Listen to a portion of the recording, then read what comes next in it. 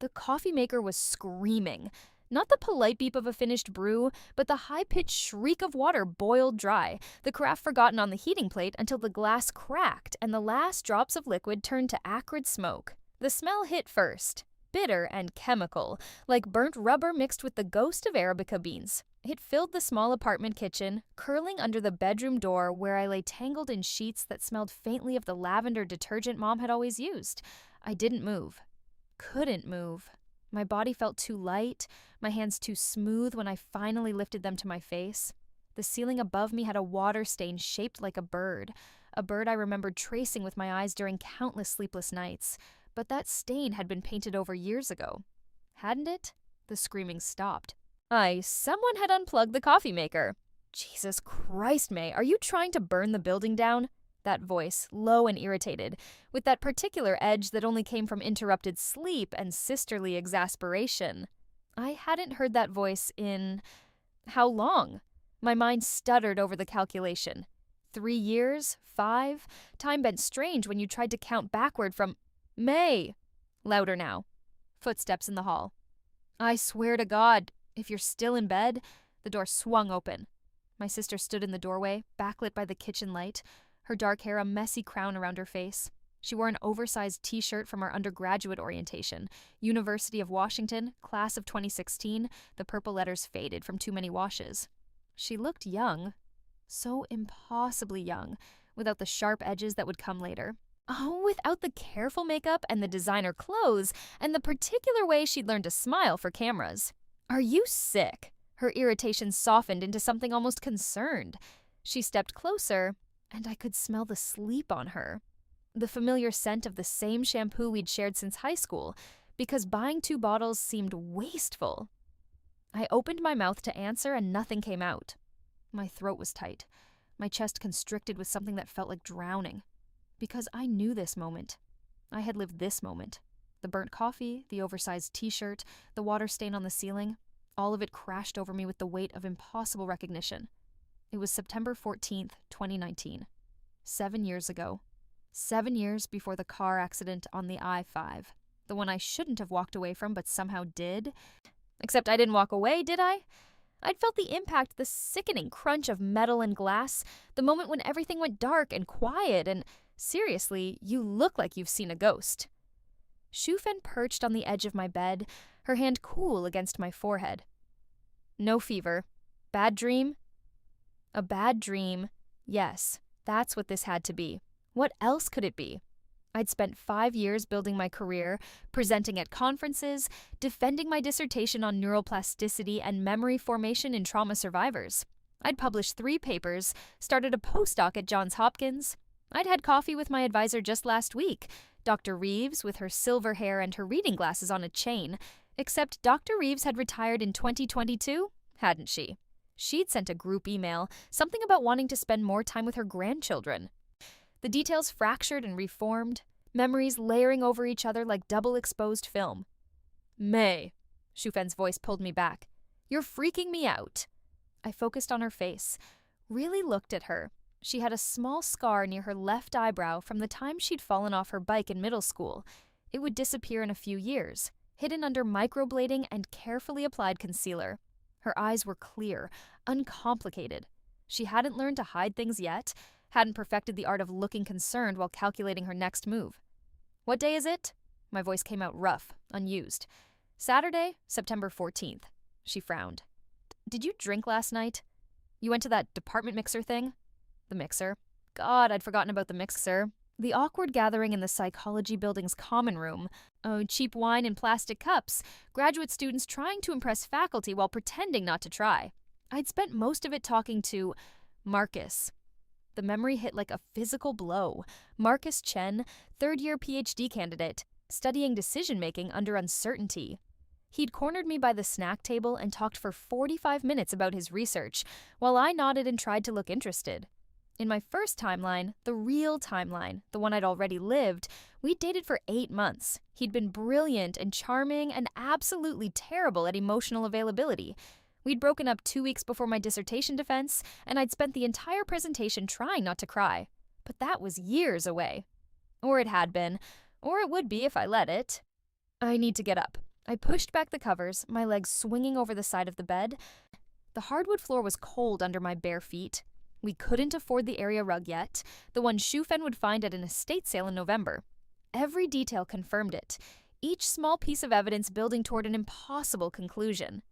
Shufen stood, watching me with that concerned sister look she'd perfect over time. "You sure you're okay? You seem really out of it." "I'm fine, just a weird dream." The lie tasted bitter, like the burnt coffee still hanging in the air. She nodded, but didn't look convinced. "Well, I'm making breakfast since you apparently tried to burn down the kitchen. Scrambled eggs?" "Sure." She left, pulling the door half closed behind her. I could hear her in the kitchen, the familiar sounds of her cooking, cabinet doors opening, the click of the gas stove, the soft clink of utensils against the pan. All of it achingly normal, achingly familiar. I walked to the window and pulled back the curtain. Our apartment looked out over a small courtyard, brown grass, and a few struggling trees. Mrs. Patterson's car was parked in its usual spot, the blue Honda with the dented bumper. She'd sell that car next spring after her hip surgery, get something newer, something easier to get in and out of. I knew this because I'd helped her pack it up, load boxes of her belongings to move to her daughter's place in Spokane. That had been May of 2020, the world still reeling from the first wave of the pandemic, everyone wearing masks and standing 6 feet apart. The pandemic. My stomach lurched. COVID-19 would hit in a few months. The lockdowns, the fear, the death toll climbing day after day. I knew it was coming, knew the exact timeline, could remember watching the news in this very apartment as the numbers grew incomprehensible. And I knew other things too, smaller things, personal things. I knew that Shufen would switch her dissertation topic in 3 weeks. She'd been planning to study childhood trauma and attachment patterns, solid, respectable, been done before research that would get her through her program safely and unremarkably. But in 3 weeks, she'd come home from a department meeting with that particular gleam in her eye, the one that meant she'd had an idea she thought was brilliant. She'd steal my research. Not all at once, not obviously. She'd listen as I talked about my ideas, the innovative approach to measuring neural plasticity using a combination of fMRI and qualitative interviews. She'd ask questions that seemed supportive, interested, and then, slowly, her own research would begin to shift. Similar methodologies, overlapping theoretical frameworks. She'd get there first, publish first, defend first. And I'd be left scrambling to salvage something from the wreckage of my stolen work. Except I'd already lived through it. I'd already felt that particular flavor of betrayal, the kind that came from someone who shared your DNA and your apartment and your shampoo. I'd already sat through the excruciating process of completely redesigning my dissertation 6 months before my defense, pulling all-nighters and surviving on coffee and spite. I'd lived through all of it. And somehow, impossibly, I was being given the chance to live through it again. The smell of eggs drifted from the kitchen, mixed with the lingering scent of burnt coffee. My phone sat on the nightstand, the screen dark. I picked it up, the weight of it familiar in my palm. September 14th, 2019. The date stared back at me in crisp white numbers. My email would be full of the usual Saturday morning accumulation, department announcements, newsletters I'd never quite gotten around to unsubscribing from, a message from my advisor about our Monday meeting, and there, buried somewhere in my drafts folder, would be the early notes for my dissertation proposal. The ideas I hadn't quite articulated yet, the research question I was still refining, the research my sister hadn't stolen yet. I opened my laptop, the old MacBook Air that would last me until 2022, when I'd finally replace it with something that didn't sound like a struggling helicopter every time I opened more than 3 tabs. The screen flickered to life. I navigated to my documents folder almost on autopilot. There it was, a file labeled Dissertation Ideas, Draft 1.docs, last modified September 3rd, 2019. I opened it and started to read. Neural Plasticity in Trauma Recovery, a Mixed Methods Approach.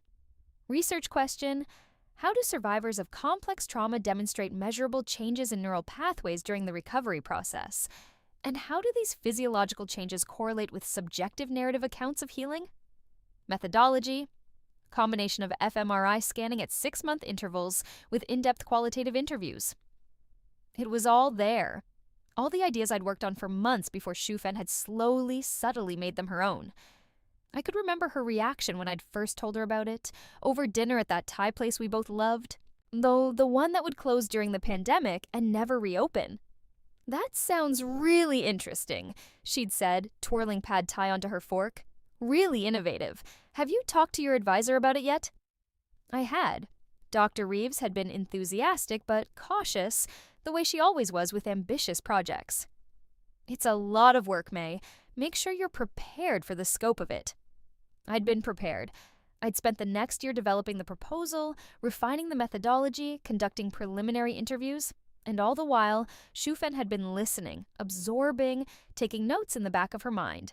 "Breakfast?" Her voice carried from the kitchen, cheerful and uncomplicated. I closed the laptop and stood, my reflection catching in the mirror across from my bed. I looked younger, too. My hair was longer, unstyled.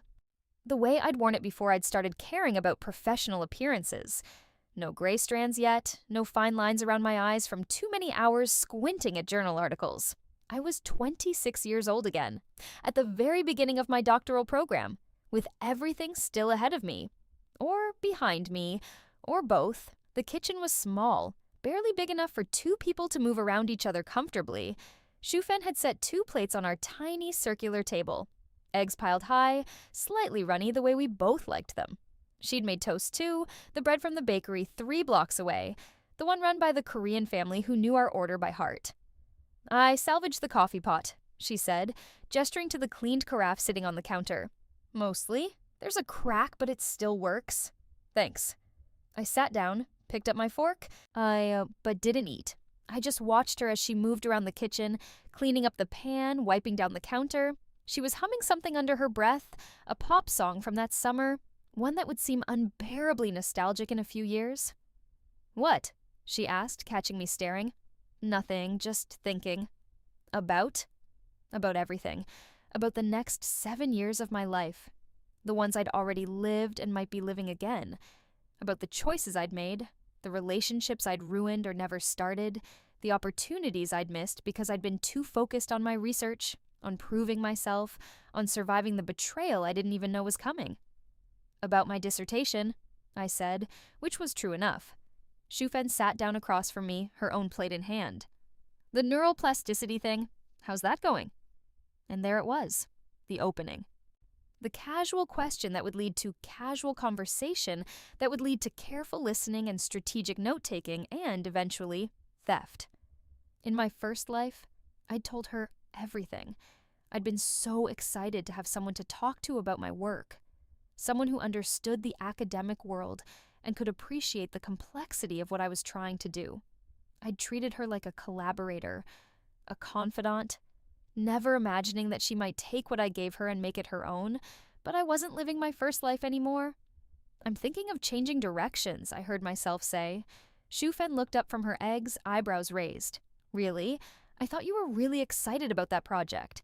I am, but I'm worried about the scope. Dr. Reeves thinks it might be too ambitious for a dissertation." This was a lie. Doctor Reeves had said no such thing, but Shufen wouldn't know that, and the lie gave me room to maneuver, to keep my real ideas close while I figured out what to do with this impossible second chance. "So, what are you thinking instead?" I took a bite of eggs, buying myself time. What would I study instead? It had to be something good, something defensible, something that wouldn't look like I was running away from a challenge, but it also had to be something I could actually do, something I could complete in the 3 years I had left of funding. "Maybe something more focused," I said slowly, looking at specific therapeutic interventions and their neurological impacts. EMDR maybe, or somatic experiencing. Shufen nodded. "That sounds more manageable. Less sexy maybe, but more doable." Less sexy. That was the key. Shufen had always been attracted to the flashy, the innovative, the research that would get attention and citations and job offers. If I presented my ideas as safe and boring, she'd lose interest. She'd look elsewhere for inspiration. And then I could take my real research, my innovative mixed methods approach, and develop it in private. I could be the one to publish first, to make a name for myself, to establish priority. But even as the thought formed, something twisted in my gut. Because that wasn't really solving the problem, was it? That was just getting my revenge, protecting my work. It didn't address the fundamental betrayal, the fracture in our relationship that had never really healed, not even after she'd successfully defended and I'd managed to scrape together something else, and we'd both graduated and moved on with our lives. We'd stopped being close after that. We'd become the kind of sisters who texted on birthdays and saw each other at holidays and made polite conversation about our jobs and our lives without ever talking about anything real. The theft had sat between us like a wall, unacknowledged but impossible to ignore. And now I had a chance to prevent it. But did I want to? Or did I want something more? You okay? Shufen was watching me again, that concerned look on her face. You're being really weird today. Just tired, I said. Didn't sleep well. She accepted this with a shrug and returned to her eggs. We ate in comfortable silence, the kind of easy quiet that comes from years of sharing space. The sun was rising higher, light streaming through the kitchen window and catching the dust motes in the air. Outside, I could hear the sounds of the city waking up. Cars passing, someone's dog barking, the distant rumble of a bus. It all felt so real, so solid, not like a dream or a hallucination or whatever impossible thing this was supposed to be. After breakfast, Shufen announced she was going to the library to work on a paper. She'd be gone most of the day, which was typical for a Saturday. I told her I might go for a run, also typical, and we went through the comfortable choreography of getting ready. Her in the bathroom first while I made the bed, then switching, the sounds of the shower and the hairdryer and the opening and closing of closets. See you tonight? She asked, shouldering her bag. Probably. Text me if you want to do dinner. Will do? The door closed behind her, and I was alone. I stood in the silent apartment, listening to the settling sounds of the building, and tried to decide what to do next. I could go for that run, stick to the script of my ordinary Saturday routine. I could go to the library myself, start working on that boring, safe dissertation proposal I'd just made up. I could call my mother, my friends, go through the motions of being a normal 26-year-old graduate student living a normal life. Or I could try to figure out what the hell was happening to me. I grabbed my phone and did what any person in the 21st century would do when faced with an impossible situation. I Googled it. Time travel real experiences. Waking up in the past. Living life twice. The search results were a mix of science fiction, conspiracy theories, and religious websites talking about reincarnation. Nothing that matched what I was experiencing. Nothing that explained how I could have died in a car crash in 2026 and woken up in my old bed in 2019 with all my memories intact. I tried a different angle. False memories detailed past, better. Articles about confabulation, about how the brain could create elaborate false narratives that felt completely real. But I knew the difference between a false memory and a real one. I could remember things that hadn't happened yet with perfect clarity. The taste of the sourdough from the bakery that would open in 2021, the feeling of the mask I'd worn during the pandemic, the particular weight of my dissertation when I'd held the bound copy in my hands for the first time. None of this was helpful. None of this was giving me answers. I closed the browser and sat down on the couch, the old gray couch we'd bought secondhand from a graduating senior. There was a stain on one of the cushions from the time Shufen had spilled red wine, though that wouldn't happen until next month. Right now, the cushion was pristine, unmarked. My phone buzzed. A text from Marcus. Had a great time talking last night. Want to grab coffee sometime this week? I stared at the message, my thumb hovering over the keyboard. In my first timeline, I'd said yes. We'd get coffee on Tuesday at that place near campus. And he'd order a complicated drink that took the barista 5 minutes to make, while I stood there wondering if this was a date or just a collegial meetup. It would turn into a date. He'd walk me home and we'd end up kissing on the steps outside my building, and that would be the start of 8 months of intensity and passion and ultimately heartbreak. I could say yes again. I could relive all of it, knowing how it would end. Or I could say no, save myself the trouble, avoid the distraction. Or I could do something completely different. Sure, Tuesday at 3, the Ugly Mug, same place, same time, but this time I'd be different. This time I'd know what I was getting into, could protect myself, could maybe even change the outcome. Or maybe that was the point of all this. Not just to prevent Shufen from stealing my research, but to get a chance to do everything differently, to fix all the mistakes I'd made, avoid all the pain I'd endured, Optimize my life based on 7 years of hard-won knowledge. The thought was intoxicating and terrifying in equal measure. I spent the rest of the day in a strange fugue state, moving through familiar routines while my mind raced with possibilities. I did go for a run, following my usual route through the neighborhood and down to the waterfront. The physical exertion helped, the rhythm of my feet on pavement, and the burn in my lungs something solid to focus on. The city looked the same but different. Construction that I remembered as finished was still in progress. Buildings that would be torn down still stood. A coffee shop that had closed during the pandemic was open and bustling. People sitting at outdoor tables in the September sunshine, oblivious to what was coming. Should I warn them? Should I try to tell someone about COVID, about the lockdowns, about everything that was about to happen? But who would believe me? And even if they did, what could anyone do? The enormity of it crashed over me mid-stride and I had to stop, hands on my knees, breathing hard. I wasn't just reliving my personal history. I was reliving all of history. Every news event, every tragedy, every death that I knew was coming and could do nothing to prevent. Unless I could. But that way lay madness. I knew. The delusion of control, the belief that I could somehow save everyone, fix everything, rewrite the world. I was just one person, a graduate student with no money and no power and no platform. What could I possibly do? Except maybe save myself, and maybe in the process, save my relationship with my sister. I ran home, showered, changed, and opened my laptop again. But instead of looking at my dissertation notes, I opened a new document. Things I know will happen, COVID-19 pandemic, early 2020, Dr. Reeves retires, fall 2022. Marcus and I break up, spring 2021. Shu Fen defends dissertation, spring 2022. I defend dissertation, barely, fall 2022. Postdoc at Johns Hopkins, 2023 to 2026. Car accident, August 2026. I stared at the list. My life reduced to bullet points, to major events and turning points. But what about all the space in between?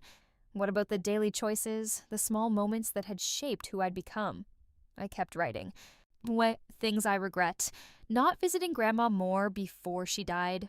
Letting my friendship with Rachel fade. Not standing up to Dr. Harrison when he stole credit for my analysis. Never learning to play the piano like I'd always wanted. Being too afraid to apply for the Fulbright. Not telling Shu Fen how much she hurt me. That last one sat on the page like an accusation. I'd never confronted her about the theft. I'd never said the words out loud. You stole my research. You betrayed me. Instead, I'd swallowed it, let it poison me from the inside, let it turn our relationship into something polite and hollow. What would have happened if I had? Would she have admitted it, apologized, or would she have denied it, gotten defensive, made it all worse? I'd never know because I'd never tried. My phone buzzed again. Shu Fen. Pizza for dinner? I'm exhausted. Sounds good. The usual? Yes, please. You're the best. 3 heart emojis. She still did that. Sent hearts liberally, expressed affection easily. That would change too over the years. We'd become more reserved with each other, more careful.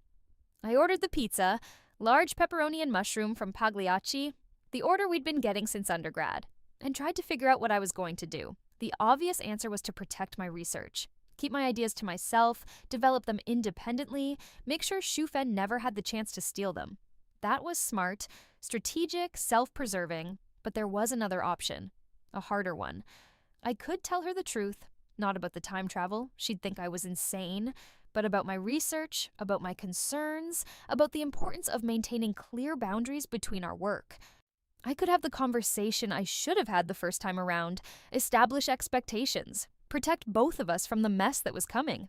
Or I could do something even more radical. I could change my research entirely, pursue something completely different, something that would never overlap with whatever Shu Fen decided to do.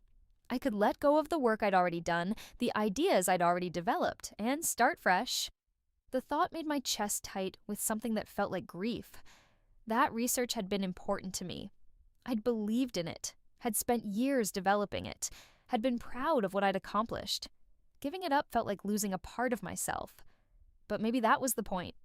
Maybe I needed to lose that part of myself, the part that had held on to resentment and anger for years. Well, maybe I needed to become someone new. The pizza arrived just as Shufen got home, both of us hungry and tired and grateful for the easy comfort of familiar food. We ate on the couch, watching a mindless cooking competition show, and for a little while I could almost forget about the impossible situation I was in. "So tell me about this new dissertation direction," Shufen said during a commercial break. "The EMDR thing?" And there it was again. The opening, the chance to lie or tell the truth, to protect myself or trust her.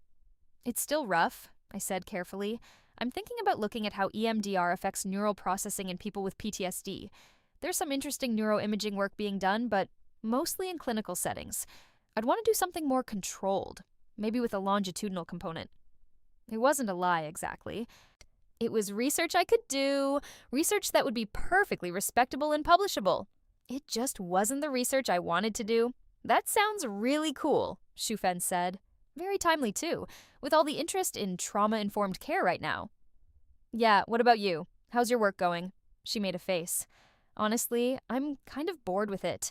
The attachment stuff feels like it's been done to death, you know? I want to do something more innovative, something that will make people pay attention." My stomach clenched. This was it. This was the moment where, in my first timeline, I'd started talking about innovation and mixed methods and all the ideas that she'd eventually make her own. "Innovation is good," I said neutrally, "but so is rigor. Sometimes the boring work is the most important." She laughed. "Spoken like a true scientist, but seriously, I feel like I need to take some risks, try something different. Otherwise, what's the point? The point is getting your PhD and landing a good job." "Is that really enough for you?" The question hung in the air between us. Was it enough? It had been in my first life. I'd been so focused on the end goal, the degree, the postdoc, the career, that I'd forgotten to think about what I actually wanted beyond those markers of success. "I don't know," I said honestly. "I guess I'm still figuring that out." Shufen nodded, satisfied with this answer, and turned back to the TV. But I couldn't focus on the show anymore. My mind was spinning with questions, with possibilities, with the weight of knowing too much and understanding too little. That night, I lay in bed and listened to Shufen's breathing from the other room, the familiar sound of her shifting in her sleep. We'd shared this apartment for 2 years already. Would share it for 2 more before we both graduated and went our separate ways. In my first timeline, those last 2 years had been tense, filled with unspoken resentment and careful avoidance. We'd been ships passing in the night, polite strangers who happened to share a lease. It didn't have to be that way this time. I could make different choices, better choices. I could be the person I wished I'd been the first time around, braver, more honest, more willing to fight for what mattered. But first, I had to figure out what mattered. I pulled out my phone and opened my notes app, creating a new list. What I want this time? The cursor blinked, waiting. What did I want? Not just in terms of my career, but in terms of my life, my relationships, my sense of self. I wanted to do work that mattered. I wanted to maintain my friendship with Rachel, not let it fade away through negligence. I wanted to visit my grandmother every week, spend time with her while I still could. I wanted to learn to play piano, apply for that Fulbright, take risks I'd been too afraid to take before. And I wanted a real relationship with my sister. Not the hollow shell it had become, but something genuine and honest and whole. Even if that meant confronting the theft before it happened. Even if it meant having difficult conversations and setting hard boundaries and risking rejection. I fell asleep with the phone still in my hand, the list unfinished, and dreamed of car crashes and burning coffee and the endless loop of time. Sunday morning came with rain, the kind of steady northwest drizzle that could last for hours or days. I woke early, disoriented for a moment before the memories crashed back. The rebirth, the impossible second chance, all of it. Still real, still happening. I made coffee, carefully watching the pot, and sat at the kitchen table with my laptop. My meeting with Dr. Reeves was tomorrow, the one where I was supposed to present my preliminary dissertation proposal. In my first timeline, I'd shown her the neuroplasticity idea, and she'd been cautiously enthusiastic. We'd spent an hour talking through the methodology, the potential pitfalls, the scope of the project, but if I was changing directions, I needed a new proposal. Something concrete enough to present, vague enough to pivot away from if needed. I spent the morning writing. I had crafting a proposal for the EMDR research I'd mentioned to Shufen. It was solid work, respectable work, the kind of project that would get me through my program without making waves. I tried to feel excited about it, and failed. Shufen emerged around noon, sleepy-eyed and wrapped in a blanket. Still raining? Still raining. She peered over my shoulder at my laptop. Working on your proposal? Yeah, meeting with Dr. Reeves tomorrow. Can I read it? In my first timeline, I'd said yes. I'd been eager to share, to get her feedback, to talk through my ideas with someone who understood the academic world, but I'd also been naive, trusting in a way I couldn't afford to be anymore. It's still really rough, I said. Maybe after I clean it up a bit? Sure, no problem. She padded to the kitchen, started making tea. I have my meeting with Dr. Chen on Wednesday.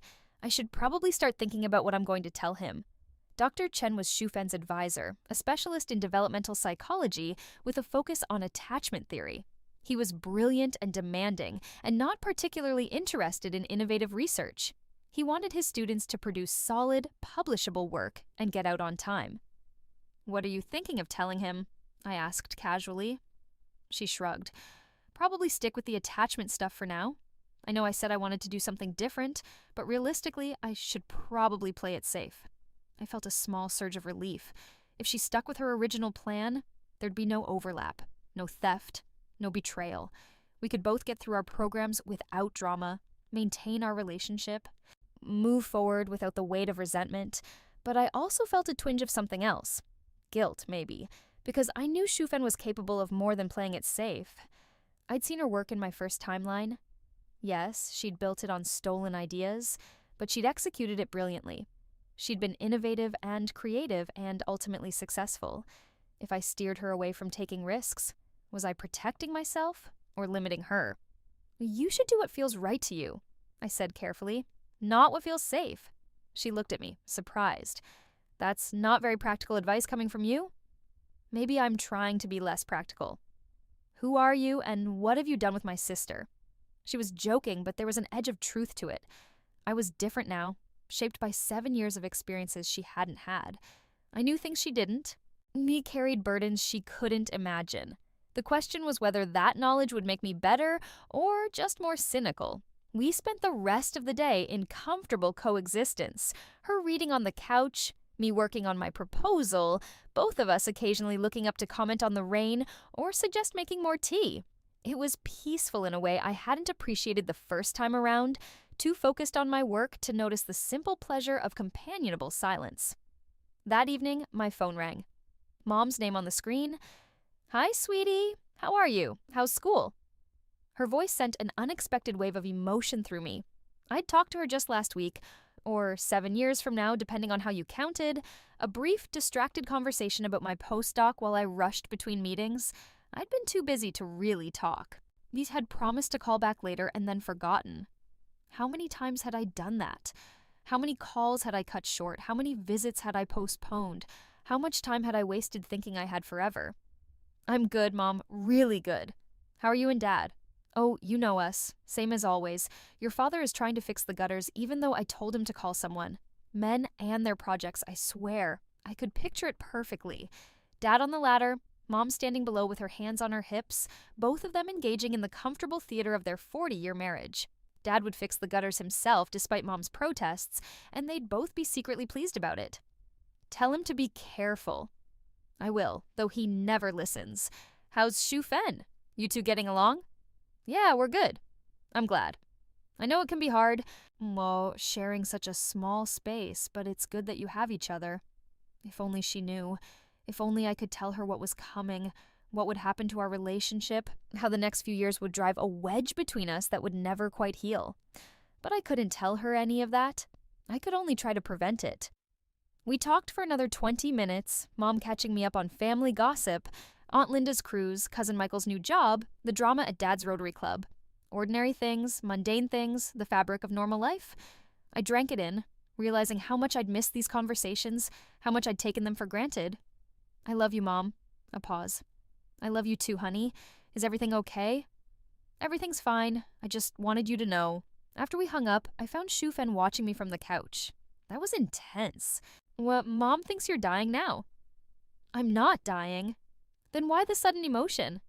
Because I had died. Because I'd been given a second chance and I wasn't going to waste it being too busy or too proud or too hurt to tell the people I loved that I loved them. But I couldn't say that. Just feeling grateful, I guess. Shufen looked at me like I'd sprouted a second head, but she didn't push it. Instead, she went back to her book, and I went back to my laptop, and the rain continued to fall outside. Monday morning arrived gray and drizzly, typical Seattle weather. I dressed carefully for my meeting with Dr. Reeves, professional but not trying too hard, the kind of outfit that said serious graduate student without screaming, desperately seeking approval. The psychology building was a 10-minute walk from our apartment, a brutalist concrete structure from the 1970s that had somehow avoided any aesthetic updates despite multiple renovations. I knew every inch of it. The squeaky third step on the main staircase, the vending machine that sometimes ate your money, the bathroom on the second floor with the light that flickered. Dr. Reeves's office was on the fourth floor, a small space crammed with books and papers and the accumulated detritus of 30 years in academia. She was there when I arrived, right on time, wearing her usual uniform of a cardigan and slacks, her silver hair pulled back in a neat bun. "May, come in, how are you?" "Good, Dr. Reeves. Thanks for meeting with me." "Of course. I'm eager to hear about your dissertation ideas. You mentioned in your email that you were thinking about trauma and neuroplasticity." This was the moment. I could stick to my plan, present the safe EMDR proposal I'd written yesterday. Or I could pivot again, maybe back toward my original idea, the one I'd spent years developing in my first timeline. Or I could do something else entirely. I sat down in the chair across from her desk, the same chair I'd sat in dozens of times over the years. In my first timeline, Dr. Reeves had been more than just my advisor. She'd been a mentor, a supporter, one of the few people who'd believed in me when my research fell apart and I had to start over. She'd written me recommendation letters, introduced me to colleagues, fought for me to get additional funding when I needed it. I owed her honesty, at least. "I'm actually struggling with my direction," I admitted. "I have this idea that I'm really excited about, a mixed methods approach looking at neuroplasticity and trauma recovery, but I'm also worried it might be too ambitious, too difficult to execute within the timeline I have." Dr. Reeves leaned back in her chair, fingers steepled. "Tell me about the idea first. We can worry about feasibility after." So I did. I laid out the whole concept. The combination of neuroimaging and qualitative interviews, the longitudinal component, the theoretical framework drawing on both neuroscience and narrative psychology. I talked for 20 minutes straight, and it felt like coming home to something I'd been missing. When I finished, Dr. Reeves was quiet for a moment, thinking. "It's ambitious," she said finally. "Very ambitious. So, the kind of project that could make your career or consume all your time and energy without yielding publishable results." I know, but it's also exactly the kind of innovative, interdisciplinary work that the field needs. And frankly, May, I think you could pull it off. You're one of the most capable students I've worked with. In my first timeline, she'd said something similar, but back then I'd been so focused on my own insecurity, my own fear of failure, that I hadn't really heard it. I'd been waiting for the but, for the caveat, for the reason why I wasn't good enough. This time I heard it differently. This time I recognized it for what it was, a vote of confidence from someone whose opinion mattered. "The question is," Dr. Reeves continued, "are you willing to take the risk? Because this project will require risk. It will require you to venture into uncertain territory, to potentially fail publicly, to put yourself out there in ways that might be uncomfortable." "I am," I said, and realized I meant it. Something had shifted in me over the past few days. Maybe it was the shock of the rebirth, or maybe it was the accumulated wisdom of 7 years of hindsight. But I felt different, braver, more willing to bet on myself. "Then let's do it," Dr. Reeves said, smiling. "But we need to be smart about it. Start with the literature review, build your theoretical framework, develop your methodology carefully, and we'll build in checkpoints, moments where we can assess progress and pivot if needed." We spent the next hour mapping out a timeline, discussing potential pitfalls, brainstorming solutions to methodological challenges. It felt like collaboration in the truest sense, two minds working together toward a common goal. When I left her office, I felt lighter than I had in years, or days, Time was getting confused again. My phone buzzed as I walked out of the building. Marcus, still on for tomorrow? 3 p.m. at Ugly Mug? Right. The coffee date. I'd almost forgotten. See you then, I typed back. Hi. I spent the rest of the day in the library actually working on my dissertation proposal. The real one this time. The words flowed easily, ideas connecting and building on each other in ways that felt natural and right. This was what I was supposed to be doing, I realized. This was the work that mattered. Around dinner time, I packed up and headed home. The rain had stopped, leaving everything washed clean and smelling of wet earth. The walk back to the apartment felt different somehow, more vivid, more present. I noticed things I'd never paid attention to before. The pattern of moss growing on the north side of the trees, the way the streetlights reflected in puddles, the sound of someone practicing violin in one of the ground floor apartments. Shufen was cooking when I got home, something complicated involving multiple pots and what looked like half the contents of our spice cabinet. What are you making? Attempting to make, she corrected. Thai curry. It's probably going to be a disaster. Need help? Sure. You can chop vegetables. We worked side by side in the small kitchen, moving around each other with the ease of long practice. I chopped bell peppers and onions while she stirred the curry paste into coconut milk. To both of us following a recipe on her phone with varying degrees of accuracy. How was your meeting? She asked. Good. Really good, actually. Dr. Reeves thinks I should go ahead with the big project. The neural plasticity thing? I hesitated. This was another moment, another choice point. I could lie, keep my research secret, protect myself from potential theft, or I could trust her, share my excitement, and deal with whatever came next. Yeah, it's ambitious, maybe too ambitious, but I think I want to try. That's awesome, May. I'm happy for you. She sounded genuine, and maybe she was. Maybe this timeline would be different. Maybe knowing what could happen would allow me to prevent it, to maintain trust instead of letting it erode. Or maybe I was being naive again. What about you? I asked. Have you thought more about your meeting with Dr. Chen? A little. I think I'm going to propose something about attachment styles and social media use. It's not groundbreaking, but it's timely and doable. Sounds good. The curry turned out better than expected.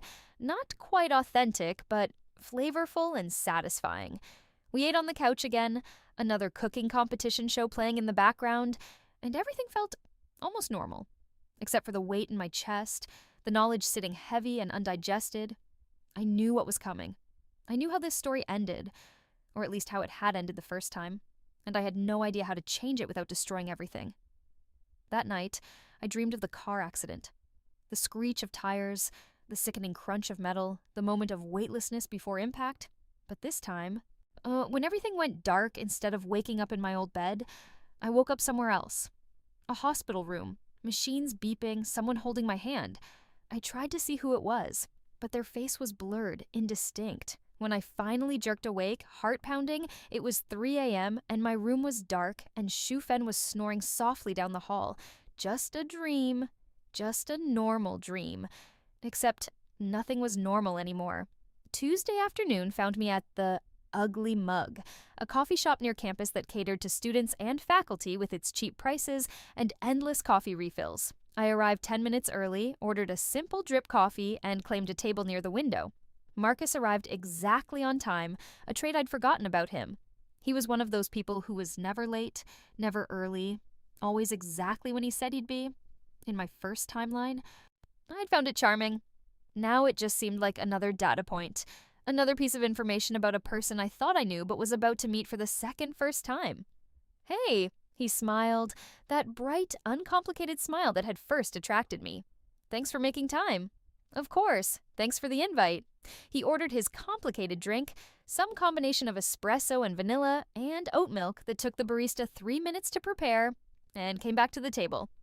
So, he said, settling into his chair, I wanted to pick your brain about something, if you don't mind. Sure. You're doing trauma work, right? Neural plasticity and trauma survivors? I'd mentioned it at the mixer, I remembered now. We'd had a brief conversation about our respective research interests before he'd launched into a monologue about his own work. That's the plan, though it's still early stages. Well, I'm working on decision-making under uncertainty, And I keep running into this question about how trauma affects risk assessment. Like, do people with PTSD make systematically different choices in uncertain situations? And if so, is that a neurological thing or more of a learned behavior pattern? It was a good question, the kind of cross-disciplinary thinking that made for interesting research. In my first timeline, this conversation had sparked a long debate about methodology and theory, which had led to us getting coffee again, and then drinks, and then dinner, and then dating. I could follow the same path, or I could change direction. That's interesting, I said. Have you looked at the literature on interoception and decision-making? There's some work suggesting that trauma disrupts the ability to read internal bodily signals, which could definitely affect risk assessment. Interoception? I hadn't thought about that angle. We talked for another hour, a genuinely interesting conversation about research and theory and methodology. Marcus was smart and engaged, asking good questions, building on my ideas in productive ways. I could see why I'd been attracted to him, why we'd worked well together intellectually, if not emotionally, but I could also see the warning signs I'd missed the first time. The way he always steered the conversation back to his own work. The way he talked over me occasionally. Not maliciously, but unconsciously.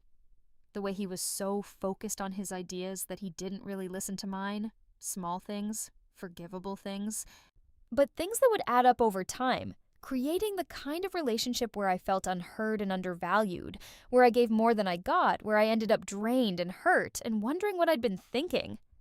"This is great," Marcus said as we stood to leave. "We should do this again. Maybe grab drinks sometime?" There it was, the invitation, the beginning of a path I'd already walked once. "Maybe," I said, non-committal. "I'm pretty swamped with work right now, but I'll let you know." Something flickered across his face. Surprise, maybe, or disappointment.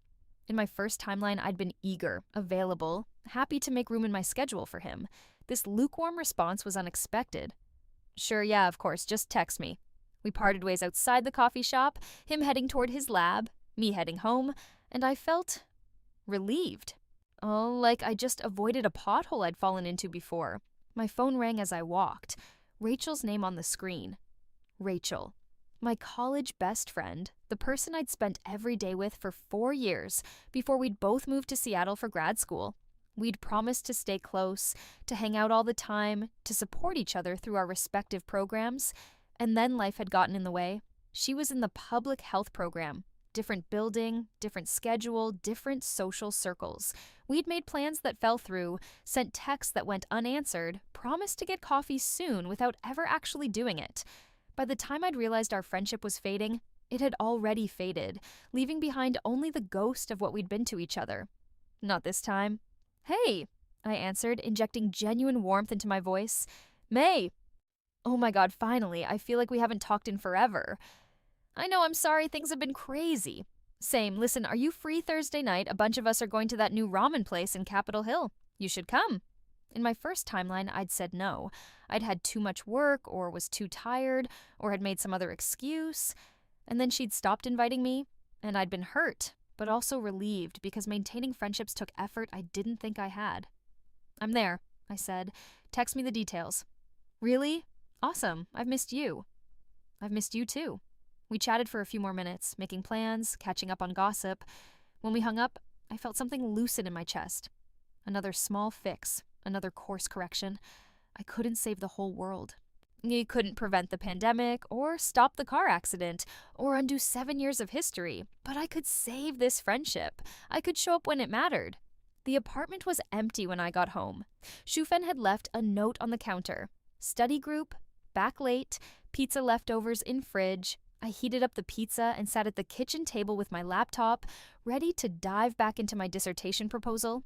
But instead of opening my document, I found myself creating a new file.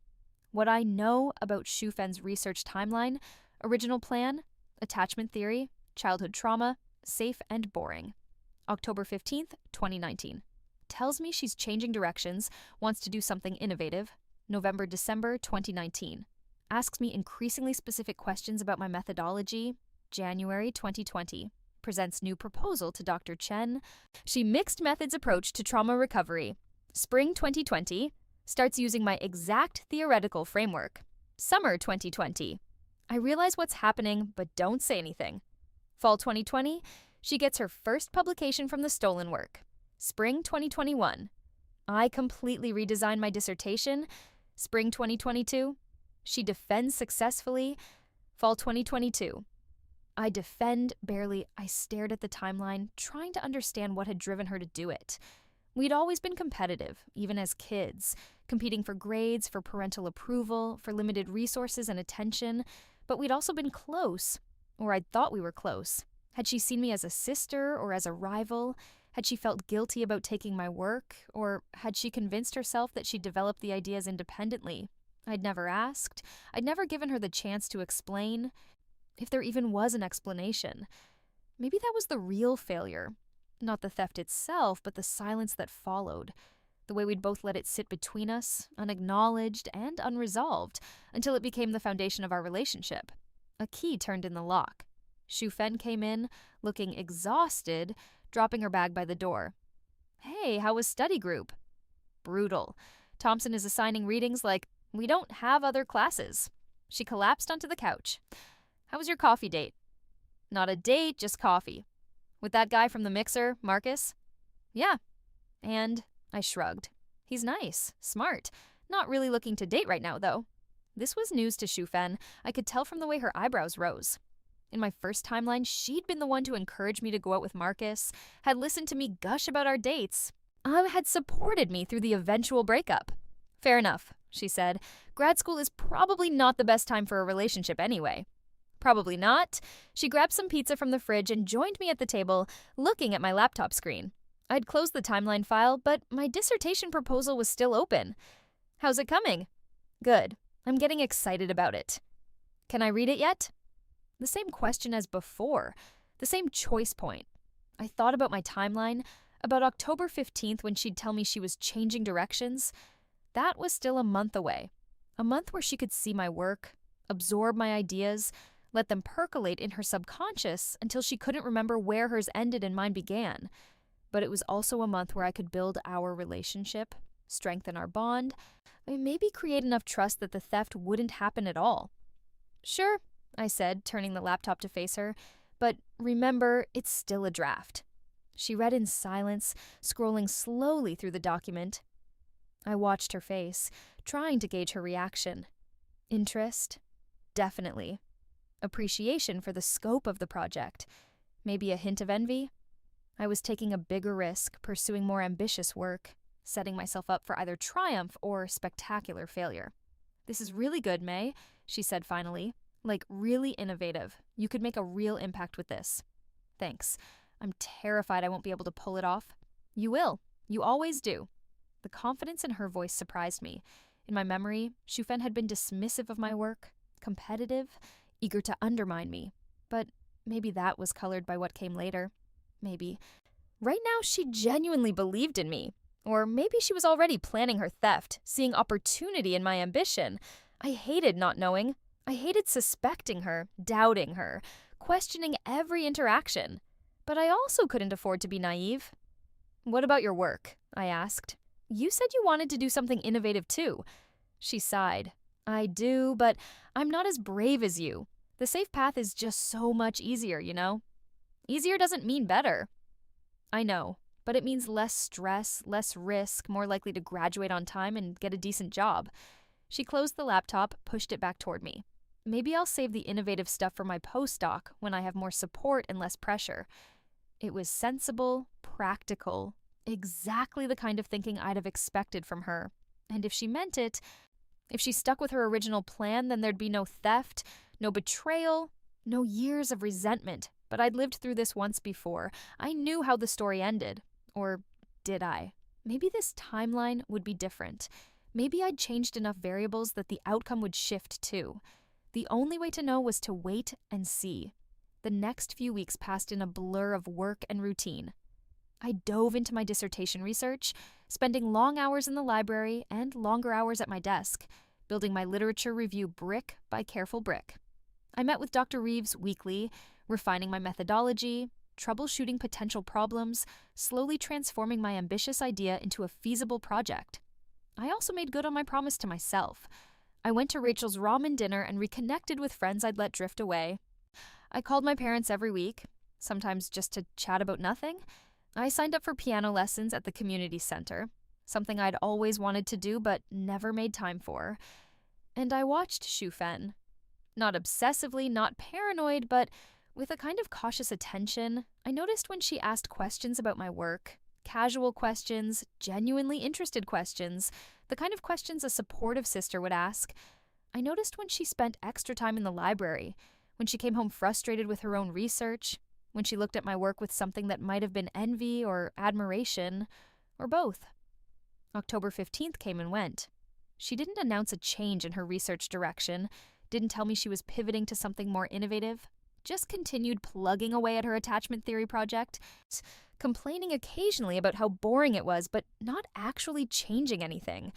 I started to relax, started to think that maybe, just maybe, I'd prevented it, that the simple act of being more guarded, more careful about what I shared, had been enough to keep her from seeing the opportunity to steal. Then, on October 28th, she came home from a department colloquium looking thoughtful. "There was this amazing talk today," she said, dropping her bag and joining me on the couch. "About integrating neuroscience with qualitative research. The speaker was talking about how we're too siloed, how we need more interdisciplinary approaches to really understand complex phenomena."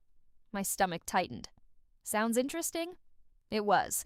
It got me thinking about my own work, about how I'm playing it safe. She turned to face me. "I think I want to change my dissertation direction." There it was, right on schedule, just 2 weeks late. "Oh yeah, to what?" "I'm not sure yet. Something that combines different methodologies, that takes risks. Something like what you're doing, actually." She said it casually, like she wasn't suggesting the exact thing that had destroyed our relationship in my first timeline, like she had no idea what she was about to do. "That's a big change," I said carefully. "Have you talked to Dr. Chen about it?" "Not yet. I wanted to think it through first, figure out what I want to propose." She pulled her knees up to her chest, rested her chin on them. "Can I ask you some questions about your methodology? Like, how did you decide to combine neuroimaging with qualitative interviews?" And there it was. The first step down the path I'd already walked once, the beginning of the theft, wrapped in innocent curiosity and sisterly conversation. I had a choice to make. I could shut her down, refuse to discuss my work, protect myself at the cost of our relationship. I could share freely, trust her, and risk everything happening again. Or I could try to find some middle ground, some way to support her genuine interest without giving her the tools to steal from me. "It's complicated," I said slowly, "and honestly, I'm still figuring it out myself, but maybe you should think about what you're actually interested in, what questions you want to answer before worrying about methodology." That's the problem. I don't know what questions I want to answer. Everything feels like it's been done before. Then maybe you need to spend more time in the literature, finding the gaps, seeing what's missing. She made a face. "That sounds like a lot of work." "It is. But that's what research is. A lot of work. You make it sound so unappealing. I'm not trying to discourage you. I'm trying to be realistic. If you want to do innovative work, you have to put in the time to understand what's already been done and where the opportunities are." It was good advice, sensible advice, the kind of thing any advisor would say. But I also knew it wasn't what she wanted to hear. She wanted shortcuts, easy answers, someone to hand her a brilliant idea fully formed. Someone like me. Shu Fen sighed and stood up. "You're probably right. I should do more reading before I bother Doctor. So, Chen with half-baked ideas." "That's a good plan." She headed to her room, and I sat on the couch trying to process what had just happened. I'd pushed back, but gently, set a boundary, but not a wall. Maybe it would be enough. Maybe she'd do the work herself, come up with her own ideas, never feel the need to take mine. Or maybe I just delayed the inevitable. I couldn't predict the future anymore. Even with 7 years of memories, even knowing how things had gone before, this timeline was different. Small choices were accumulating, butterfly effects rippling outward, changing the shape of what was to come.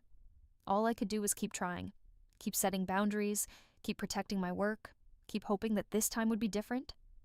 November arrived with colder weather and the first hints of the pandemic that would change everything. News reports about a mysterious pneumonia in Wuhan, China. Nothing that seemed particularly alarming yet. Nothing that most people were paying attention to. But I knew what was coming. I also knew I couldn't do anything about it. Couldn't warn people, couldn't prepare adequately, couldn't prevent the massive disruption that was only a few months away. The knowledge sat in my stomach like a stone, heavy and useless. "You seem stressed," Rachel said over ramen, our second dinner together since I'd recommitted to the friendship. "Just the usual grad school anxiety. Anything specific?" I wanted to tell her, wanted to unburden myself to someone, anyone, about the impossible situation I was in, but what would I even say? That I died and come back? That I was living my life over with full knowledge of what was to come? She'd think I was having a breakdown, suggest therapy, maybe call my parents out of concern. "Just worried about my dissertation?" I said instead. "It's ambitious, and I keep second-guessing whether I can actually pull it off." "You can," Rachel said, with the easy confidence of a good friend. "You're one of the smartest people I know. If anyone can do innovative research, it's you." "Thanks. How's your work going?" She launched into a description of her own research, something about public health interventions in underserved communities, and I tried to focus, tried to be present and engaged, but my mind kept drifting to Shufen, to the theft that might or might not be happening, to all the ways I was trying to change the future while also just trying to survive the present. "May," Rachel's voice pulled me back. "You're doing it again. The thing where you're physically here but mentally somewhere else." "Sorry. Is it really just the dissertation? Because you can talk to me, about anything."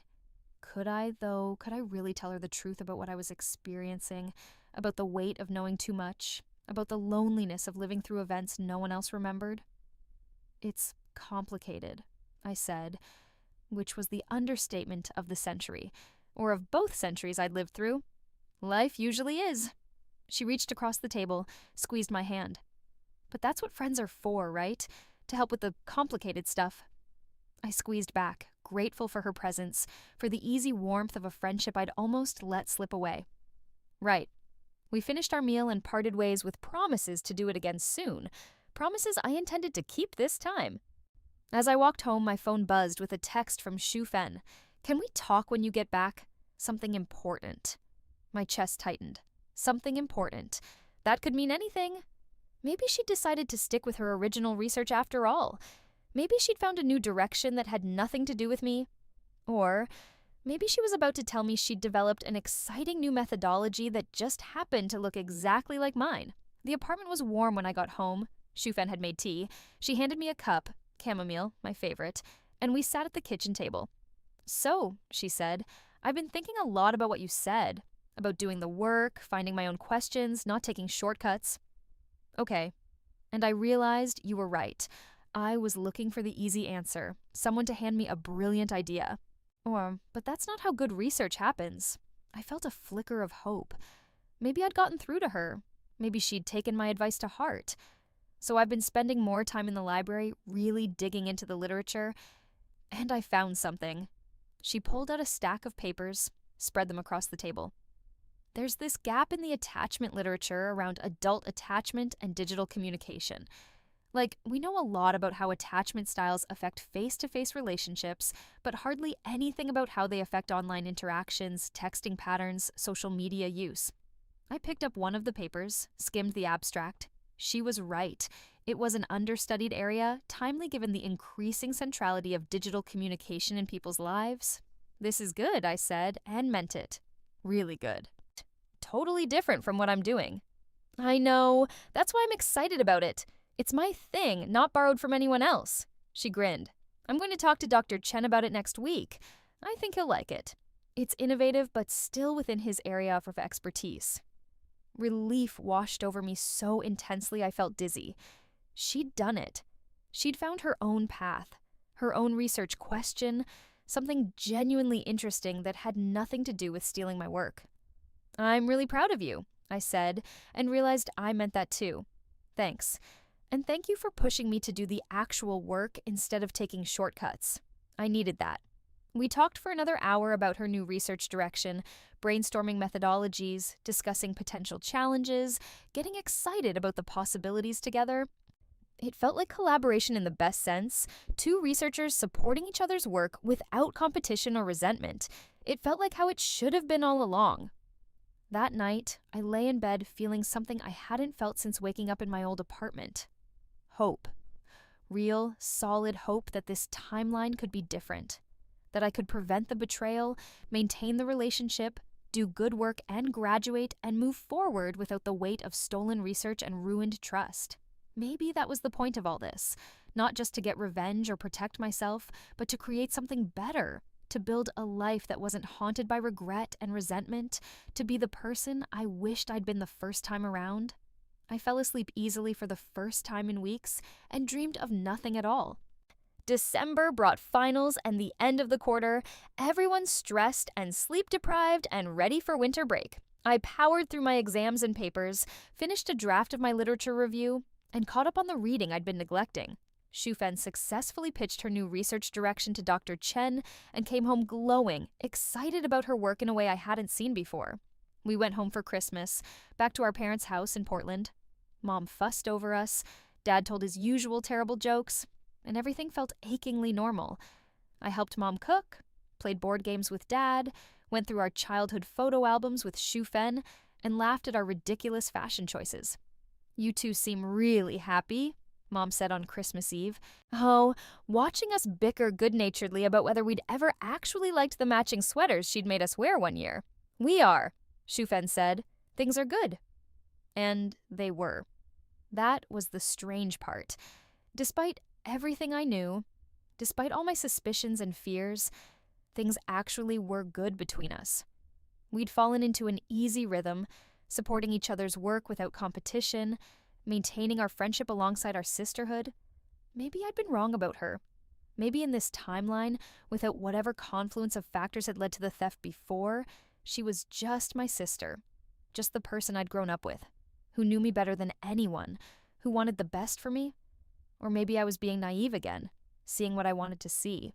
On the drive back to Seattle after New Year's, Shufen brought up an idea she'd been thinking about. "What if we co-taught a class together someday?" she said. "Like, after we both graduate and get faculty positions. Something about research methods, integrating different approaches." "That could be cool," I said, trying to imagine a future where we were both professors. Both successful, both still speaking to each other. I'm serious. I think we'd be good at it. We have complementary skills, different perspectives. Students would benefit from seeing how different methodologies can address similar questions. It was a nice vision, a future where our relationship had not only survived but thrived, where we'd become collaborators instead of competitors. I wanted to believe in it, wanted to trust that this timeline would be different. But I'd also lived through enough to know that wanting something didn't make it true. January 2020 arrived with rain and renewal, everyone refreshed from break and ready to dive into the new quarter. I registered for classes, attended the first department meeting of the year, and started recruiting participants for my preliminary research. The news was getting harder to ignore. The virus in China was spreading, other countries were reporting cases, the WHO was issuing warnings. Most people still thought it was something distant, contained, not really a threat to the US, but I knew better. I knew that in 2 months, everything would shut down, schools would close, events would be canceled, the world would grind to a halt. People would die by the hundreds of thousands, millions globally, everything would change. And I couldn't do anything about it. The knowledge ate at me. I started washing my hands more frequently, avoiding crowded spaces, encouraging my parents to stock up on essentials without explaining why. They thought I was being paranoid, and I couldn't exactly tell them I was preparing for a global pandemic I remembered living through. "You're acting weird again," Shufen observed in late January. "Is something wrong?" "Just worried about the news?" "About the virus?" She shrugged. "They'll probably contain it. These things always sound worse than they are." I wanted to scream, wanted to grab her by the shoulders and make her understand what was coming, but I couldn't. I could only watch and wait and prepare as best I could for what I knew was inevitable. In mid-February, I went to visit my grandmother. She lived in an assisted living facility in Tacoma. A nice place with good care, but the institutional smell of all such places, antiseptic and old age and carefully hidden despair. Grandma was in good spirits. happy to see me, eager to hear about school and life and everything I was doing. We played cards, ate the cookies I'd brought, talked about nothing and everything. "You seem troubled, little one," she said in Mandarin, studying my face. "Just stressed about school." That's not what I see." She reached across the table, took my hand in her papery thin one. "I see someone carrying a heavy burden, too heavy for one person." My throat tightened. How did she always know? Even when I was a kid, she could see through my facades, read my emotions like they were written on my forehead. "I don't know how to talk about it," I admitted. "Well, then don't talk. Just sit with me." So we sat, just the two of us, holding hands across the card table, while the afternoon light faded and the sounds of the facility hummed around us. And for a little while, the burden felt lighter. I visited her again 2 weeks later, and again the week after that. I knew what was coming. The lockdowns would start in mid-March, and visitors wouldn't be allowed. She'd be isolated, alone except for the staff, unable to see family for months, and her health would decline. Not from COVID, but from the isolation, the loneliness, the slow fade that came from being cut off from everyone she loved. She'd die in June, alone. I'd only found out 3 days after it happened, had cried myself sick with guilt and grief and rage at the pandemic that had stolen the chance to say goodbye. Not this time. This time I'd visit every week, spend as much time as I could, make sure she knew she was loved and remembered and important. This time, I'd do it right. March arrived right on schedule, and so did the pandemic. The first case in Washington, then 10, then 50. The news went from dismissive to alarmed in the space of a week. Schools closed, events were canceled. Grocery stores were overrun with people panic buying toilet paper and hand sanitizer. Shufen watched the news with growing alarm. "This is insane. Do you think they'll actually shut everything down?" "Yes," I said with absolute certainty. "How can you be so sure?" Because I'd lived through it, because I knew exactly how bad it was going to get, how long it would last, how many people would die. "Just a feeling," I said instead. And the university announced they were moving to remote learning.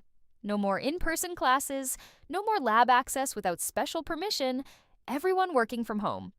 Our small apartment suddenly became both our workspace and our living space, nowhere to escape from each other or from the constant stream of news. It was March 14th when the lockdown officially began. Stay-at-home orders, non-essential businesses closed, everyone told to isolate. I watched it all unfold with a strange sense of déjà vu, remembering every press conference, every update, every terrible milestone. But there were differences too, small things. Shufen handled it better this time, less panicked and more practical. Maybe because I was calmer, more prepared, able to offer reassurance that came from knowing we'd survive this. We settled into a routine. Work in the mornings, separated into our respective rooms. Lunch together, more work in the afternoons, dinner and a movie or show, some attempt at normalcy. Video calls with friends and family, everyone's faces pixelated and delayed, trying to maintain connection across the digital void. My research ground to a halt. I couldn't recruit participants, couldn't do in-person interviews, couldn't access the fMRI machine at the hospital. Dr. Reeves assured me that everyone was in the same boat, that the university would extend deadlines and be flexible. But I felt the loss of momentum acutely. All that careful planning now suspended indefinitely. Shufen's research was easier to adapt. She could do online surveys, conduct digital ethnography of social media interactions. She threw herself into her work with an intensity I recognized from my own first timeline, the desperate need for control and productivity when everything else felt chaotic and uncertain. "I think I'm going to publish from this," she said one evening in April, looking up from her laptop. "Not my main dissertation research, but a side project about how the pandemic is changing online attachment behaviors. Everyone's relying on digital communication now. It's a natural experiment." "That's smart," I said. And it was. Opportunistic in the best sense, taking advantage of the moment to produce timely, relevant research. Want to collaborate? You could bring the neuroscience angle, how isolation affects brain function and attachment. In my first timeline, she'd never asked me to collaborate. We'd worked separately, stayed in our respective lanes, the distance between us growing even as we shared the same small space. "I'd like that," I said. We spent the next few weeks working together, trading ideas, dividing up the literature review, crafting a proposal for a short paper we could write quickly and submit to a journal's special issue on COVID-19 research. It was fun in a way research hadn't been in a long time, collaborative and creative and energizing. The paper came together fast. We submitted it in early May, and it was accepted 2 weeks later. Our first co-authored publication, both our names on the byline, equal contributors. When the acceptance email arrived, Shufen screamed with joy and pulled me into a hug. "We did it! We're published!" I hugged her back, feeling something shift in my chest. This was how it should have been. This was what we could have had all along. Partnership instead of competition, support instead of theft, joy instead of resentment. Maybe this timeline really was different. Maybe I'd changed enough variables, made enough different choices that the future I remembered would never come to pass. Grandma died on June 3rd. I'd been visiting her remotely, weekly video calls where we'd play cards through the screen and talk about nothing important. She'd seemed fine, if tired, frustrated by the isolation but managing, and then she was gone. Heart failure, sudden and unexpected in her sleep. I got the call from my mother, her voice broken with grief. "I'm so sorry, honey. I know you were close." I was close. I had been close. And this time I'd made sure to spend time with her, to let her know she mattered. To not take her for granted the way I had before, but she was still gone. And I was still devastated.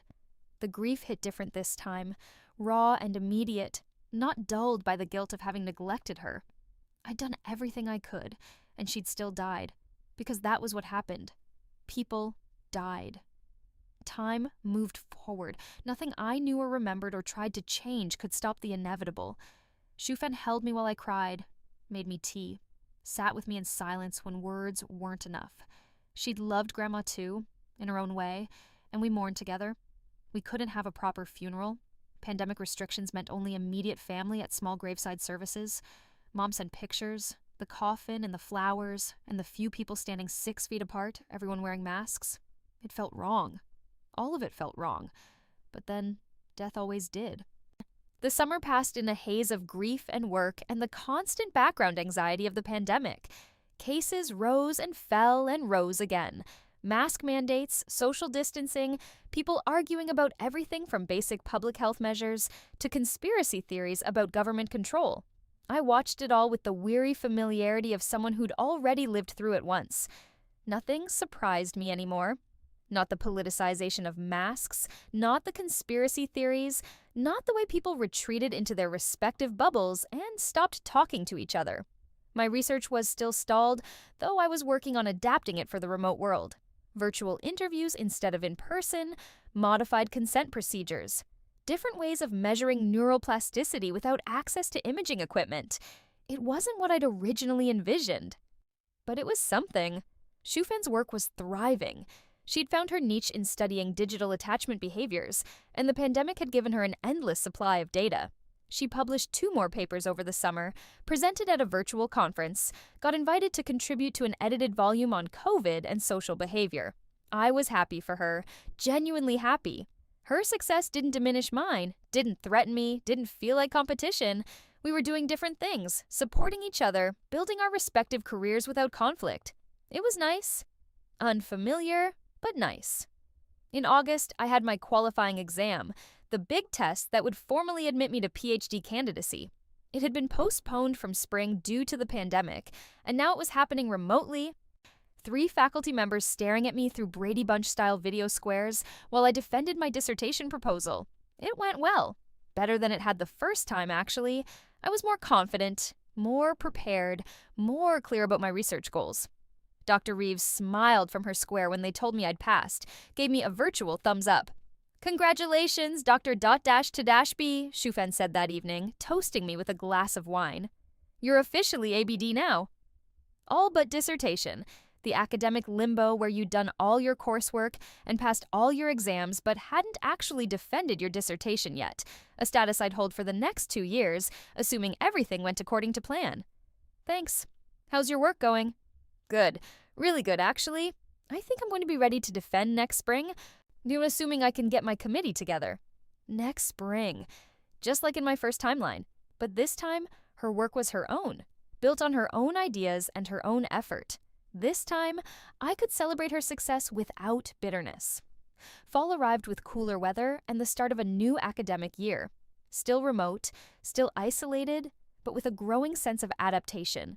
People were figuring out how to live in this new reality, how to work and socialize and maintain some semblance of normal life even while everything was different. Marcus texted me in late September, "Hey, I know it's been a while, but I'm organizing a virtual game night. Interested?" We'd stayed in loose contact over the past year, occasional texts and 1 or 2 virtual coffee chats. The easy friendship we'd developed had never evolved into anything more, and I was fine with that. Better than fine, relieved to have avoided the complicated relationship that had only left me hurt. "Sure, sounds fun," I replied. The game night was exactly what I needed. Silly and fun, a group of grad students playing online trivia and laughing at each other's terrible answers. Marcus was there, charming and funny in the way that had first attracted me, but I could also see clearly now the things I'd missed before. The way he dominated conversations, the way he needed to be the smartest person in the room, the way he accepted admiration as his due. I liked him, but I didn't want to date him. And that felt like growth, like wisdom, like one of the benefits of living life with the hindsight of experience. In October, Shufen got an email that made her screech with excitement. "I got the grant!" The NSF grant I applied for last spring? I got it.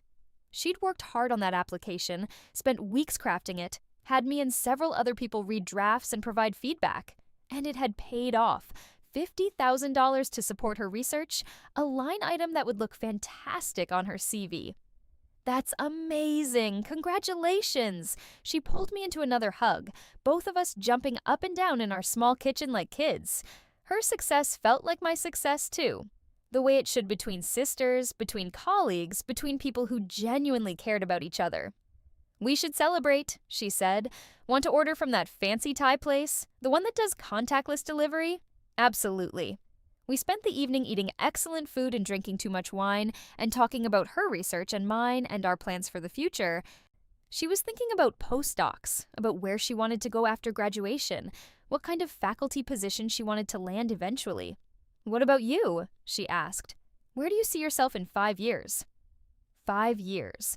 That would be 2025, a year before my car accident, a year before I died and woken up here in the past with a chance to do everything differently. "I don't know," I said honestly. "I'm trying not to plan too far ahead, just focusing on the present, taking things one step at a time." She laughed. "That's so not like you. You always have a 10-year plan."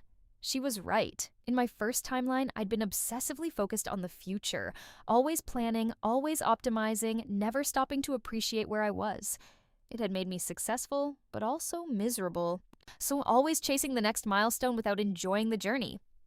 "Maybe I'm trying to be different," I said. "Different good or different bad? I don't know yet." The pandemic wore on through the winter. A vaccine was announced, giving everyone hope that this might actually end someday. But distribution was slow, cases were still high, and it would be months before life started to resemble anything like normal. Shufen defended her dissertation in March 2021, right on schedule. It was a virtual defense, her committee members in their respective squares, but she was brilliant, confident and articulate and knowledgeable, fielding questions with ease, defending her methodology and her findings with conviction. I watched from the waiting room, a virtual waiting room, a separate Zoom link where I waited to be invited back in for the celebration, proud and nervous and excited for her. When they called me back in to announce she'd passed, she was crying happy tears. "I did it! I actually did it!" "You did. Dr. Liu, I presume?" She laughed through her tears. "Not officially until I file all the paperwork, but yeah, basically." We celebrated that evening with more fancy food and more wine, FaceTiming our parents who were equally proud and excited. She'd done it, finished her PhD in the standard 5 years, no extensions needed, no crisis of stolen research derailing everything. And I was happy for her, wholly, completely happy, without any undertone of resentment or bitterness or comparison. It felt good. It felt like I'd finally gotten something right. My own defense came in October 2021. Oh, later than Shufen's, but still on time, still within my funding window. The pandemic had slowed everything down, but I'd adapted, modified my methodology, collected enough data to defend a solid dissertation. Dr. Reeves had warned me it might be tough. Remote defenses often were, the lack of physical presence making it harder to read the room, to gauge reactions. But I felt prepared. I'd practiced extensively, anticipated questions, knew my work inside and out. The defense itself was a blur. 3 hours of presenting and answering questions and defending my choices. My committee pushed back on some of my interpretations, questioned some of my methodology, but it was all within the realm of normal academic scrutiny. When they sent me to the virtual waiting room for deliberation, I felt oddly calm. I'd done the work. I'd earned this. Whatever happened next, I could be proud of what I'd accomplished. They called me back in. Dr. Reeves was smiling. "Congratulations, Dr. Liu. Welcome to the club." Dr. Liu, the title I'd earned once before and was earning again, but this time without the bitterness of stolen research, without the sense of barely scraping by. This time it felt like a genuine achievement, something I could be proud of. Shufen had flowers delivered to the apartment. She'd started a postdoc in California, was working remotely from her own place now. The card read, "Congratulations, Dr. Liu. I always knew you could do it. Love, Dr. Liu." We did a virtual celebration that evening, toasting each other through screens, laughing about being part of the same exclusive club. And I felt it again, that sense of things being right, of having successfully navigated the minefield of our relationship to arrive somewhere good. The next few years passed in a strange kind of doubled experience. I was living them for the first time, making new choices and new mistakes and new memories. But I was also carrying the weight of having lived them before, knowing what could have been, comparing this timeline to the previous one. I took a postdoc at UW instead of Johns Hopkins, staying in Seattle, staying close to family, prioritizing relationships over career advancement in a way I never had before. The work was good, collaborative, exactly what I needed at this stage. I kept in touch with Rachel, with other friends, with my family. I visited my mother every few weeks, spent time with my father, maintained relationships instead of letting them fade. I dated. Casually and without the intensity that had characterized my relationship with Marcus. A few months with a guy from a different department, a few more with a woman I met at a conference. Nothing that lasted, but nothing that hurt either. Just normal adult relationships with normal adult endings. I watched the world emerge from the pandemic, slowly and unevenly. Vaccine rates climbed, restrictions eased, people started gathering again. Life began to resemble normal, though everyone agreed it would never be quite the same. Shufen and I stayed close despite the physical distance, weekly video calls, texts about nothing important, visits when we could manage them.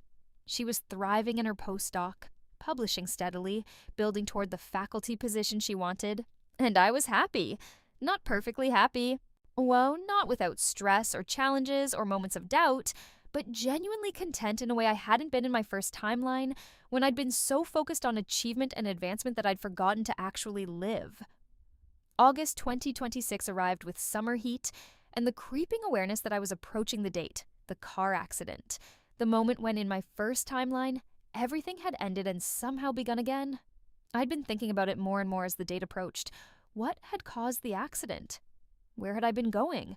What had been different about that day that had led to those particular circumstances? I couldn't remember.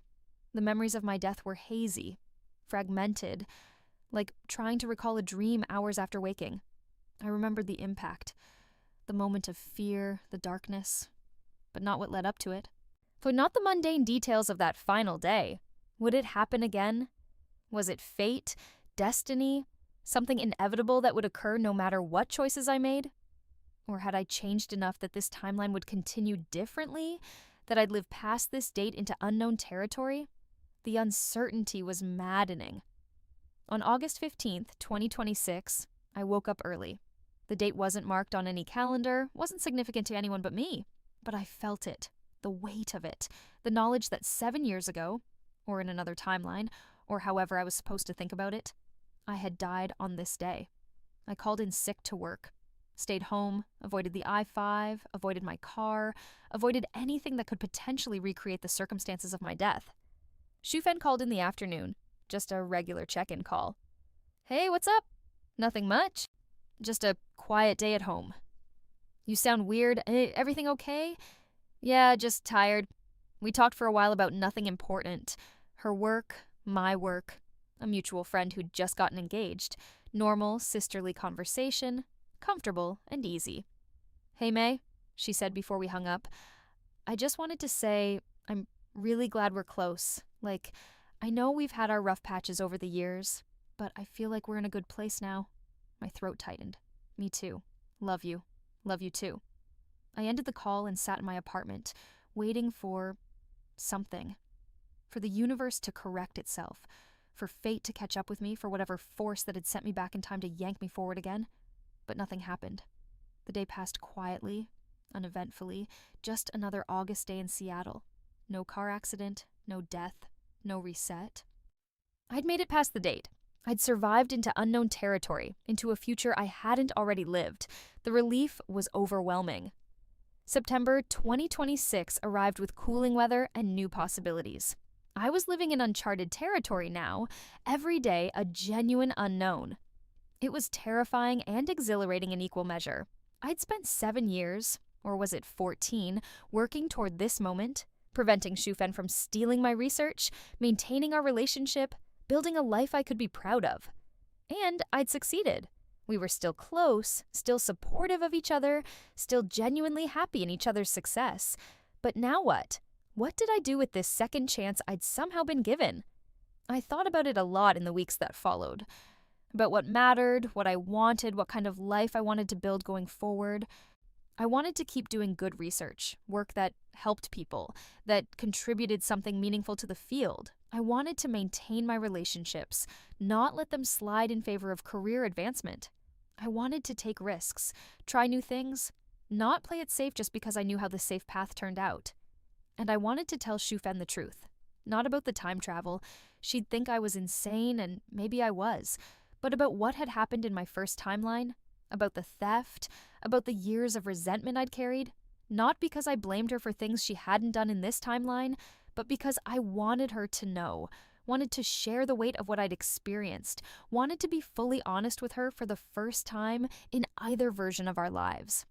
I invited her to visit in late October. She flew up from California, and we spent a weekend like old times, cooking together, watching movies, talking about everything and nothing. On Sunday evening, before she had to leave for the airport, I made us tea and sat her down at the kitchen table. "There's something I need to tell you," I said. She looked immediately concerned. "Are you okay?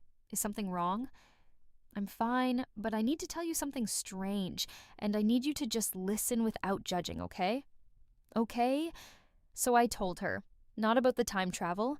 I wasn't that brave or that crazy, but about my fears when we'd both been starting our dissertations, about how I'd been worried she might take my ideas, about how I'd been guarded and protective in ways that weren't entirely fair to her. I was so worried about protecting my work that I almost missed out on actually being your sister, I said. And I wanted you to know that I'm sorry for that, for not trusting you the way I should have. Shufen was quiet for a long moment, processing.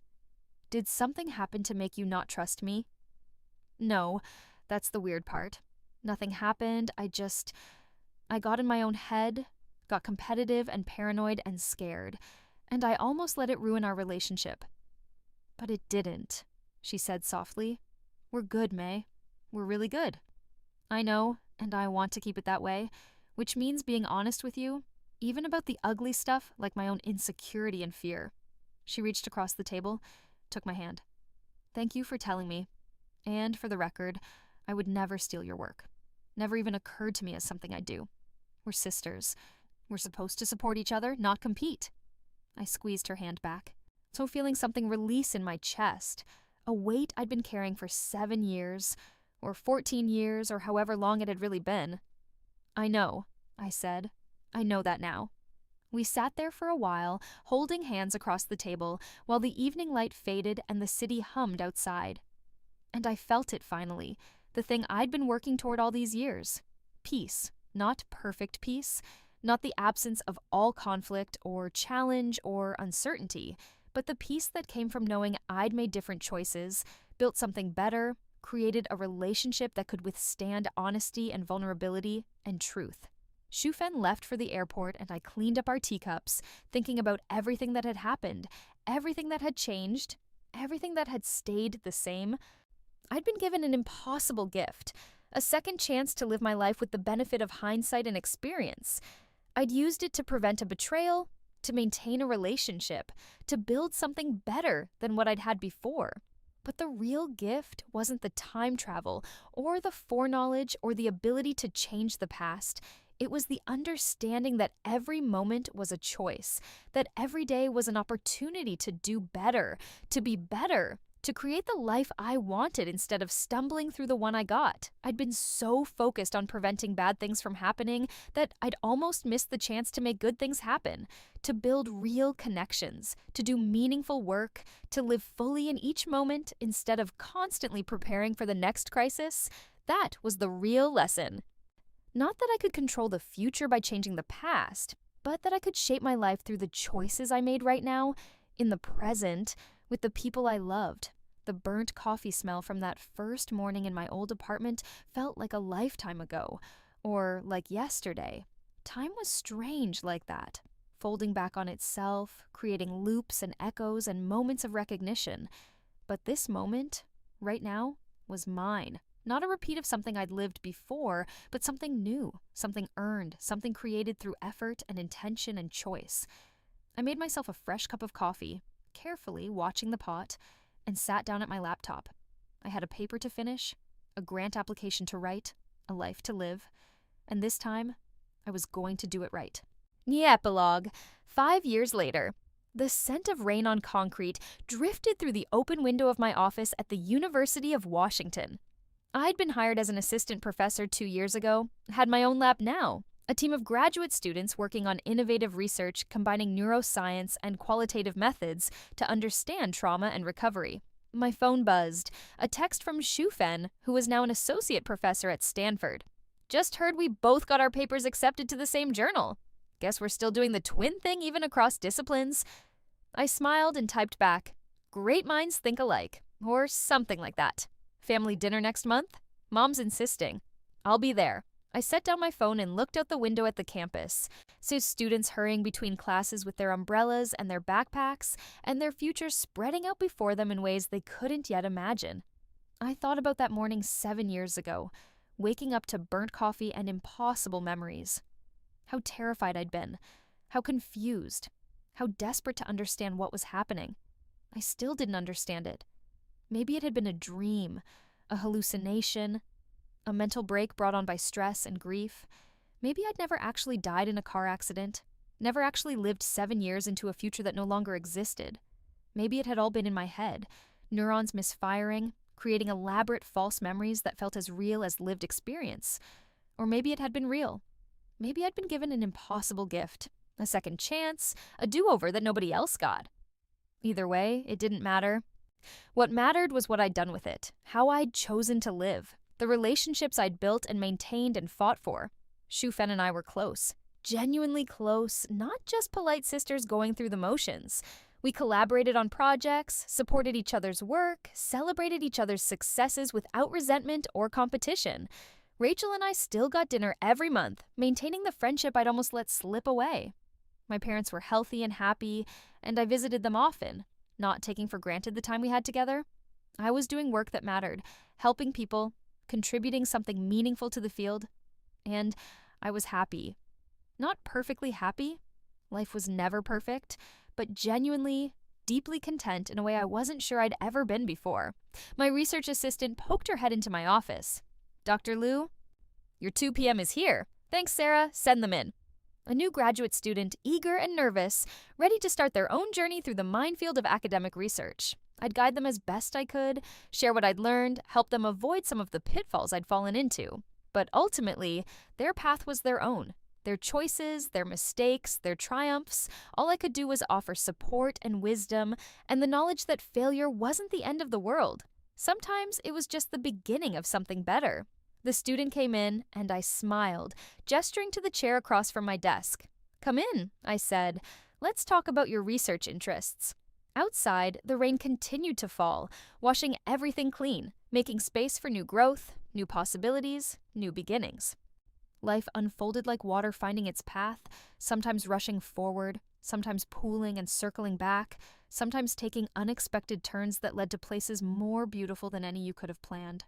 All you could do was ride the current, make the best choices you could with the information you had, and trust that even the detours might lead somewhere worth going. I'd been given a second chance, whether real or imagined, and I'd used it to build something better. Not a perfect life, but a good life, a meaningful life, a life worth living. That was all anyone could ask for, and more than most people got. The burnt coffee was long forgotten, replaced by the rich aroma of the fresh brew I'd made that morning in my own coffee maker, in my own kitchen, in the life I'd built one careful choice at a time. And when I breathed in deep, all I could smell was possibility.